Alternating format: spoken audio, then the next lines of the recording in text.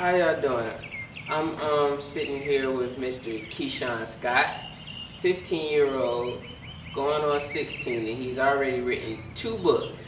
He's also done a lot of interviews, and he's very active in the community. How you doing today, Mr. Scott? I'm doing good. You, Mr. York? Pretty good, pretty good. Now, why don't you tell me a little bit about yourself? Well, of course, as mentioned before, my name is Keishan Scott. Like you said, I'm a 16-year-old resident here in Lee County, and I also attend the public school system of Lee County. I'm also a minister, and as he spoke, this is my 2nd book. But most of all, I'm just a young man out here trying to do what the Lord wants me to do. So, what was the inspiration of your 2nd book? The inspiration really was once I encountered a lot of conversations within the school district with my younger peers and even those who sit alongside me and ahead of me. I was talking to them, and a lot of them go through life not knowing who they are, not knowing what they want to do, not knowing what their purpose is in life. And I was thinking, and as I was sitting in church one day, my pastor began to preach about it. And I was like, Lord, tell me what it is that I can give to them that will allow them to realize what it is that they need to do in life. And he dropped it in my spirit, purpose of it. And when he gave that to me, I began writing on it, and I began talking to them about it, and that's how the book was birthed. So what was your first book about? My first book was entitled Keys to the Kingdom. It basically provided strategic steps in life on how to get about obtaining all that God has for you. It just gave you key points and facts about what it is that you can do to obtain the best that God has for you. Who is your biggest influence and why? My biggest influence would be a man by the name of Apostle Samuel C. Smith.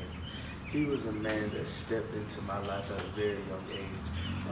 He's the pastor and the founder of the church that I attend now, which is called Grace Cathedral Ministries in Sumter, South Carolina. And he really influenced me. He was that father figure within the gospel that I needed. He showed me how a man is supposed to be, not only at home, but in the church as well. So he was one of my biggest inspirations. What is your biggest motivation? My biggest motivation is here, Lee County. That is my biggest motivation. It promotes me to do the things that I need to do in life because I see the way that my community is now, and I see the way that it's been before, and I see the road that it's going down. And I want to do the best that I can do to change the way that it is right now. I want to provide better things for our youth, not just now, but in the coming generations as well. So my biggest inspiration is Lee County itself. Where do you think that your wisdom comes from? Because you're very mature for your age, and most 16-year-olds, they don't think the way that you think. Where do you think that comes from? Is that my wisdom comes from a woman who's in my life, who has been with me all of my life.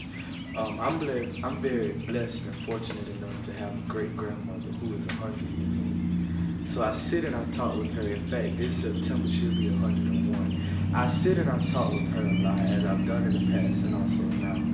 And she tells me different stories about how she had to walk the work, how she provided what she had for her children, how she gave her children things that she didn't have, And I often sit and talk to her, and she'll always tell you that if it had not been for the Lord who was on her side, she wouldn't be here today. So I always talk to her, and that's what I glean wisdom and knowledge. What do you think sets you apart from most teenagers that are your age in this community? Why is it that more don't think the way that you think? I believe it's because a lot really aren't on the mental level that I'm on, but that's my job. That's my job. It's not just for me to succeed. I promised myself a long time ago that I don't just want to succeed, but I want to bring those along with me to succeed as well.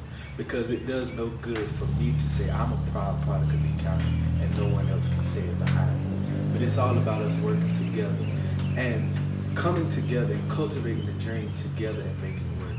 Why? Because teamwork makes the dream work. Books that you would say inspired you other than your own? One book particularly would be the 21 Laws of Leadership by John Maxwell. That really was a book that cultivated me as a leader. It showed me how to lead life. So that book is one that I What about motivation? What are some things that you tell yourself mentally to kind of keep you going whenever you feel down? As I told myself, I heard a pastor preach this message a long time ago. And she said within the message, and I've used it as a daily motivational tool for myself. She says, pray, aim high, and stay focused. That really has been my motivation and my inspiration, because even in the darkest times, I learned how to pray, and no matter what, I would always aim high. But most of all, I had to stay focused. So that really has been my motivation too. Are there any final words you would want to leave with the people? My final words would be, as I just stated, pray, aim high, and stay focused. Not only that, but find out what your purpose is in life. Find out what it is that God would have for you to do. And once you activate your life in Him, you can never go wrong. You may fall down sometimes, times may seem hard, but He promised that He would never leave you nor forsake you. So it's most about finding out what it is that you're called to do in life and become a go-getter. Go and get that what you want and what you desire in life. So those would be my final words. Where can people go to find out more information about you and the things that you're doing? Thank God I now have a website. I now have a website. The website is KeishanScott.TateArthur.com. And it's just TateAndArthur.com. KeishanScott.TateArthur.com. And you can also look me up on Facebook. My name is Keishan Scott. I have videos on YouTube.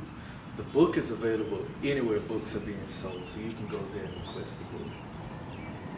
Well, thank you for your time. It's really refreshing to see the youth standing up and taking the charge and standing for something. You know, a lot of people, they're confused. Even people my age and older. Yeah, we got some grown people out here that are just lost. Yeah. So it's really good to see that the youth, I feel like we're in good hands. When I get older, I know I can lean on you. That's what it's all about. That's what it's all about. Because I heard a lot of people say that we are the youth of tomorrow. But I take that back, because we're the youth of today. Oftentimes we turn on the TV and we look at the news and we see so many negative things that happen. And that's really what they judge us based off of. You know, it's not really about a race thing. It's not about a culture thing. It's basically about our young people, the general population of us all. But I say that we're not the youth of tomorrow, we're the youth of today.